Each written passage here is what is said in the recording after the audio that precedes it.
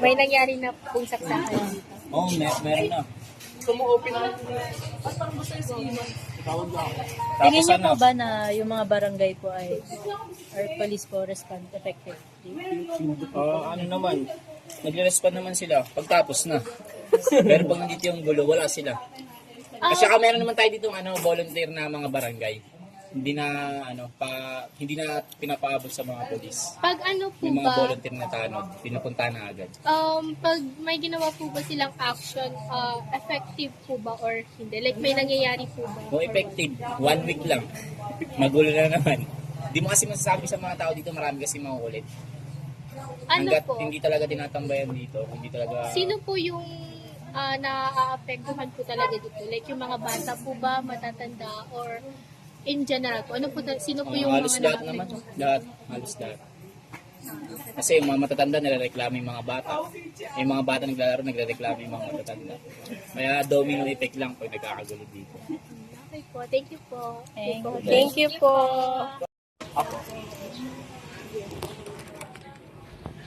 Sino ba magtatanong? Ikaw si Aiden. Yung thesis topic po kasi namin is about violence. Ito po yung napili namin dito kasi ito po yung prone po sa mga violence po. Like, pag nanakaw po, mga sakitan, yung mga general violence, mga violence po na nangyayari. Tanong po sana namin, how long have you been living in this violence? Ilang na ako lumaki. Oo, talaga po. Since ako nun, 14 years old na ako. Ganyan, 66 na ako. Tagal na rin po pala. Yes, wala pa kayo sa mundo. How would you describe the safety of this barangay? Alam mo sa akin, safety na ako kasi kilala na nila ako eh. Pero po yung para po sa mga baguhan po dito Mga or baguhan. paano yung in general po? Mahirap mag-judge. Pero in general po, ano po yung safety po dito? Like, paano nyo po siya ng barangay? Safety kasi ngayon, as in kasi may nag-ronda. Yun lang po. Yes, may nag-ronda. Tsaka, hindi naman siguro ganun kaano talaga. Kumbaga, nadjudge lang sila kasi ganito may lugar. Kasi dito na ako lumaki, wala na ako nakita na napakasamang krimen. Wala. Wala. Mm-hmm. What kinds of violence are most common po? Ano po Diba? yung laging nangyayari dito? Na Kung ang violence? pinaka-ayaw ko lang talaga, sasabihin ko sa inyo talaga totoo, palagi may naririnig ko nagbumura. Pero po yung Special na nila yun, violence. yung pag-aaway po, pag Wala naman. wala naman po nangyayari. Wala. May narinig na po ba kayo or na-witness po na incident po dito? One time lang nangyari Ano? yun. Di na rin ba yun Nabaril ba yun? Yung asawa yung kay hindi ko namatay. Ito siya eh. Pero meron na po kayong narinig po na incident dito. Alam ko dyan sa may UPS, taxi driver, taga rito siya. Taga Hindi dito ng po. banga namatay siya. Taga Pero dito hindi, po. taga rito yung namatay. Pero hindi taga rito yung nag-alis tayo. Sa tingin niyo po ba yung mga barangay officials po o yung mga police po pag may nagre-reklamo, nagre-respond po ba sila? Like, epektibo po ba yung ginagawa? Yes naman, ang bilis. Mabilis po yung Bilis silang pumunta rito. Lalo na pag may emergency, ang bilis. hindi naman po kayo na agad-agad. Hindi Hindi ako nabubuhay eh. Ayun lang po. Thank you po. Maipagmamalay ko pa rin itong barrio. Kahit na ang tingin ng ibang lugar dito is barrio, ganito, ganyan. Pero ngayon, Okay naman kasi po. dito na ako lumaki eh. Pero okay po yung barangay po dito in general. Yes. Okay lang. Stay mo ako ah. Kaya lang, kung minsan di ko masabi kung merong Ayan. Pero yung mga ano po dito, may mga nagsasabi po kasi dito po prone po yung mga addict. Yes. Dito na dito. Yan Dito ang po yun. meron. Oh, marami po. Yung po ba yung nagpa-contribute po sa kanila para gumawa po ng masama? O nakakontrol po ba yun? Nakakontrol naman po Hindi sila? naman ako nakikita ito sabihin na pinasok yung bahay, na ginamit. Wala po. Pasok ko pala, sasabihin ko na sa inyo totoo ha. Dito ako lumaki, dito ako nagkaasawa, dito ako naging lola. Pero nakalipat ako ng subdivision. Dahil saan? Dahil dito, sa hanap buhay ko. Pero hindi ko naiiwan ang barrio. Dito pa rin ako. Pero may iwan akong bahay sa labas. Kaya mahal na mahal ko yung barrio. Okay naman po yung mga tao dito kahit. Yes, okay naman. Thank you po. Ano ang sasabi? Thank you po. 3, 2, 1. Ay, isang pa. Hindi, okay lang yan. Dito, PBI. Ayaw daw niya. Boses lang. Sa unang puto na natin, gaano po kayo katagal nakatira po sa barangay? 7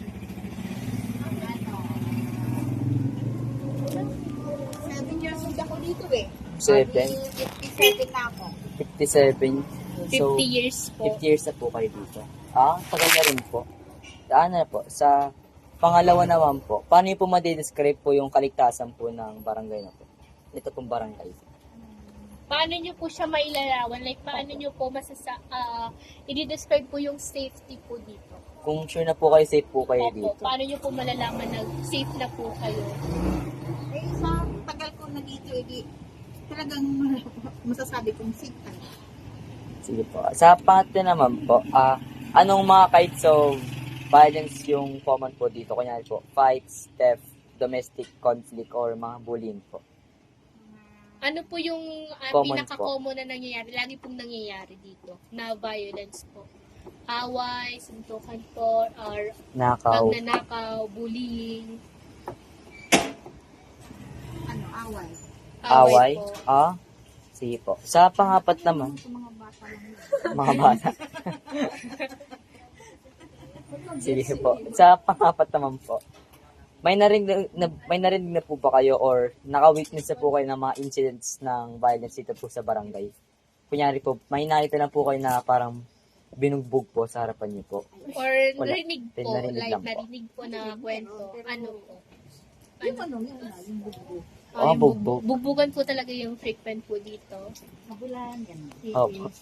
Sa panglima naman po, sa tingin niyo po ba yung mga barangay officials or mga police, nakapag-respond po ba sila na mabilis or effective? Pagtapos mo. Pagkawas na. Parang pelikula. Hindi po sila, pumupunta po agad pag tinatawag. Kunyari may away po, nag-report po sa barangay. Late Mabilis po po sila ba sila? pumupunta. Mabilis po ba silang mag-respond? Minsan, depende sa minsan mabilis, minsan wala na. Pag pag ni-report naman po, may nangyayari po ba o wala? Meron na. May Meron. pagbabago naman po. Yun lang Okay po. lang po. Thank you po. Thank you po. Mag-video po. Yung topic po kasi namin po about violence po. And tatanungin ka po namin ng 5 questions po. Okay lang. May price yan. Okay. Gusto niyo po ba? Wala. Oo, Hindi na, okay na. Mag-go na Mia. Gaano katagal na po kayo nakatira dito po? Matagal na, 25 years na. Yung safety niyo po dito. Basta mag-ingat lang kayo palagi. Yung bag nyo, tama yan, nakalagay sa harap. Huwag sa likod. Marami manduruot dito, tsaka adik. Paano nyo po siya ma-describe po? Like, ano pong mailalarawan niyo po sa barangay po na to? Okay naman, masaya. Minsan malungkot, pag lowbat. Hindi, marami ka. Hindi, masaya dito kasi maraming tao pag Sabado Linggo. Pag mga Monday to Friday, wala masyado kasi may pasok mga tao eh. Magulo lang dito pag gabi pag may mga nagiinuman. Paano niyo po Unang tanong. Sige, go.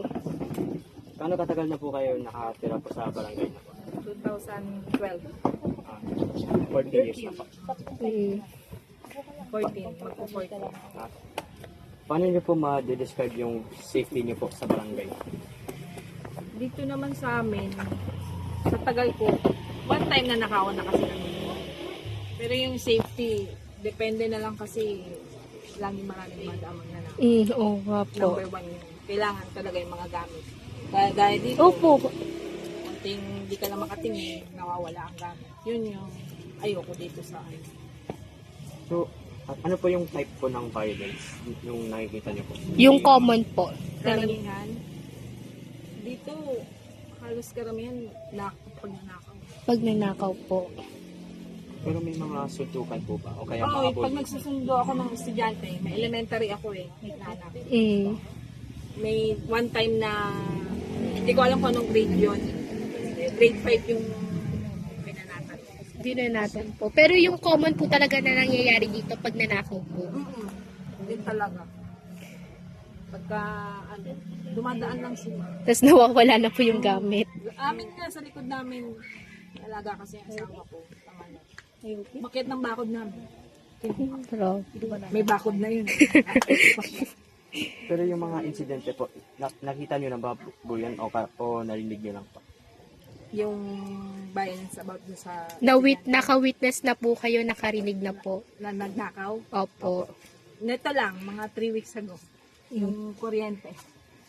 Kasi kita namin yung asawa ko, yung sumita kasi tumatahol yung aso. Opo. Kinap nila yun yung cut na yan. Hanggang doon. Binibira nila. Mm. Kasi kaya naman namin nakita, dahil nagising kami yung aso, tumatahol. Pagtingin namin, yun binibira nung Grabe po. Iyon lang po. Thank you po. Ay, meron pa. Sa tingin niyo po, may nagagawa po ba yung mga barangay officials po? O epekto po ba yung mga nagagawa po nila? yung mga nag-iikot na, di ba may nagtatagay dyan Opo. sa ng barangay. Yung may tumawag naman, pumunta naman sila, kaso hindi naman nila dahil nakabike yung magnanakaw. Ano po ba pag may ginawa? Kasi ito Opo. ito ang way talaga. Pag may ginawa po ba silang action po yung mga barangay, epektibo naman po ba? Like, may nangyayari po? Hindi ko lang kasi about dun sa kumpare ko na nakawan din siya, parang Wala nang nangyari. Nangyayari pa rin po. Opo. Ano po yung masasuggest nyo po na pwede pong gawin ng barangay po o yung mga tao po dito mismo na pwede po nilang gawin para maiwasan po or malesen po yung mga ganong scenario? dapat talaga bigyan ng leksyon yung magnanakaw. Hindi kasi sila nakukulong sila kapag may nagreklamo. Paano kung syempre pag nagreklamo ka masyadong ma-process yan. Opo. Yun. Yung po. Kaya paulit-ulit lang ginagawa. Kailangan po talaga nila po. Bigyan talaga, tutukan. Opo. Yan lang po. Thank you po. Go. Ikaw na po, gaano katagal na po kayo na tumitira po dito sa barangay? 23 years. Tagal na. Yung pangalan naman po. Paano mo na ilalarawan po yung safety niyo po sa mga barangay na po po? Okay naman kami dito sa safety na rin. Wala naman po maganda. Wala naman po pangit dito. Yung pangatlo po, ano pong uri mga violence po na naranasan niyo po na witness po? Wala ako naranasan ng Pang-apat naman, Pinapakita ko. may narinig niyo lang po kung may nakita or ever na rinig sa mga kwento pa yung mga violence po kahit na May naririnig po ba kayong kwento-kwento? Or na-witness na po? saan. Ano Na violence po? Like, ano po, pag nanakaw, bugbugan po? pag nanakaw, Marami po talaga. Opo. Dito sa side namin. Opo. Pero yung pagbubugbog naman, minsan lang. Yung panglima po, tingin niyo po yung mga barangay officials po or nag-respond po ng maayos at mag-respond. O mabilis naman sila pag humingi ka ng tulong o humingi ka ng tulong sa kanila. Kung ano problema mo, mabilis naman sila. Thank you po. Labo ah.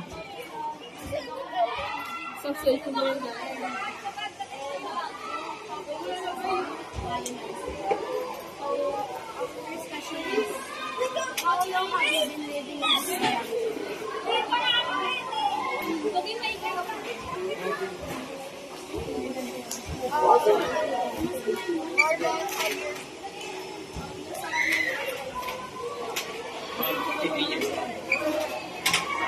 How would you describe this like? Hindi nandirinig. ulitin. Kung hindi mo kaya, lapit ka lang. Tatalikod. 50-50 po siya. 50 safe, tas 50 unsafe. Where's your capacity? I just wanted to ask, safe naman po siya. Depende din po kasi sa lugar kung nasan po kayo. And delikado din po siya pag nasa mga dangerous places. I just wanted to ask you if nasa right place ka na may mga tamang tao. And I describe it dangerous. Pwede ba siya No? Pwede sa rin po ulit na gamitin nila. Gamitin nila.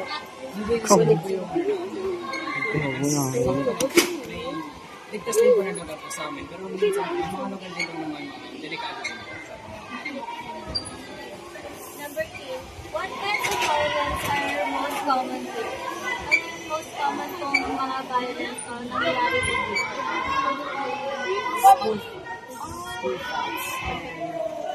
Suntukan sila. Pwede ko pa ulit. Ano katagal lang po nakatulog sa barangay? 3 years. More than 5 years. Basta 9 months na lang. Mag 3 years. How would you describe the first level violence?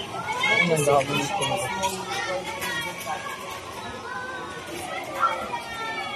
Depende po siya sa kung saan po lugar, kung ligtas po ba yun. I describe this barangay safe, sa tamang place ka and may tamang tao and I describe it dangerous. Like, may kaaway ka and you're not in the right place. So, safe po yung lugar po namin. If nasa tamang lugar pa po. Pero minsan po kasi, yung mga bata po, yung mga mayayabang din po. So, it can be dangerous po sa some places po sa amin. Number 3, what kinds of violence are most common? School fights, mga natin po sa labas ng mga Pinaka-common po dito is mga cyberbullying po, tsaka po pagkakalit sa tao. Mas common dito yung cyberbullying and yung abangan po sa labas. suntukan po, hindi po yung cyberbullying po. Have you heard about or witnessed any incidents of violence in this barangay? Isang beses po, alto po ng white. Ito po,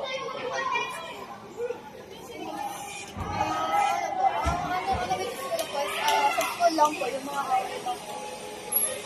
Meron din po like guidance, school fights, or other Hindi pa po ako nakakita ng mga school kids po kasi I prefer to keep myself safe po sa mga kasi bumadami po sa mga nangyari po sa akin. last question. Do you think the barangay officials or police respond effectively?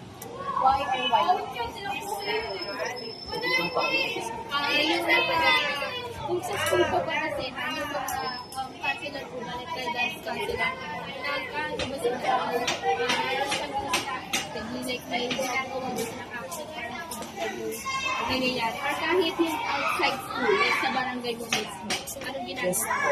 Dahil po pag dito sila pumunta or nag-action po is lalo pong nagamit po ang ulo at dito matatapos. Pero sa minsan po, natutunan din po ulit po. Yes po, they respond. Pero minsan kasi hindi siya lang maka-respond and nagagalit na po yung parent or other people, napapalaki po.